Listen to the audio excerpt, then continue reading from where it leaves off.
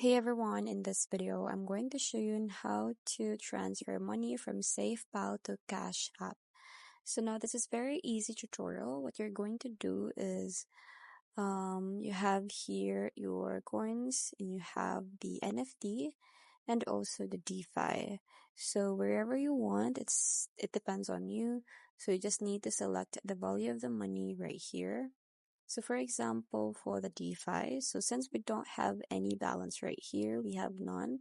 So you just go back to the coins from here and then click on the BNB, for example. So what you're going to need to do is buy or sell money so you can see how much it increase and decrease. Now, when you get the money or the coins, you can buy and sell it and turn it into dollars. So after that, what you need to do is just click on this one again or click on your wallet here.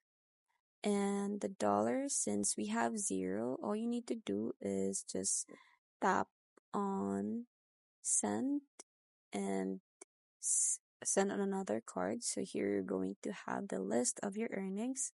From here, so you click on this one, for example, and you tap on deposit. So you're going to deposit it and they will ask you to enter the credit card. So you just have to enter the one of the Cash App.